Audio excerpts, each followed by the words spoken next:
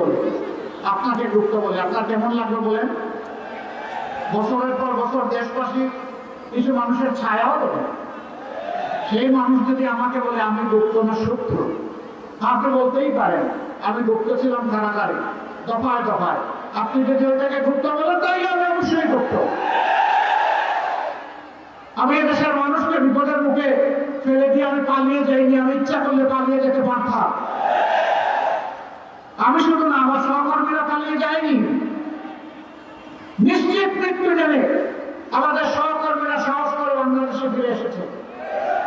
এই এলাকায় ইবনে সিনা হাসপাতাল আছে, ডায়াগনস্টিক সেন্টার আছে। এর প্রাণ পুরুষ ছিলেন মীর কাসেম আলী। সেই সময়টা তিনি ছিলেন আমেরিকায়, যিনি বাংলাদেশের অর্থনীতিকে পাল্টে দিতে চেয়েছিলেন, যিনি এদেশের যুবকদেরকে কাজ দিয়ে উদ্দীপ্ত করেছিলেন।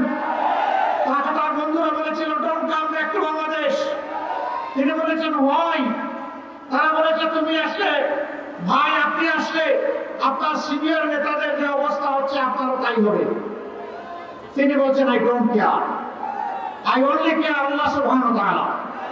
আমি আল্লাহ ছাড়া কাউকে কেয়ার করি না। আমি আসবো, আমার বিরুদ্ধে মামলা হবে, আদালতে জানাবো, স্পষ্টভাবে চিৎকার দিয়ে বলবো আমি টোটালি নিষ্পাপ, নিরপরাধ। আমার বিরুদ্ধে যে মামলা করা হয়েছে এই পাপ আমি করি নাই, এই অপরাধ আমি করি নাই, এটা সাজানো, পাতানো এবং মিথ্যা।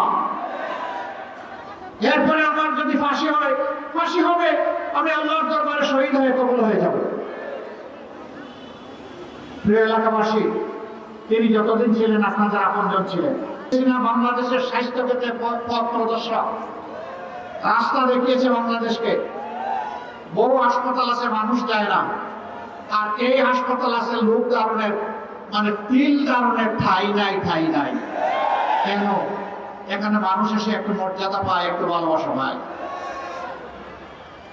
বাংলাদেশ জামাতে ইসলামী যদি আল্লাহর মেহেরবানিতে দেশ সেবার সুযোগ পায় 11 দলকে সাথে নিয়ে, তেমনই একটি মানবিক বাংলাদেশ আমরা উপহার দেবো ইনশাআল্লাহ।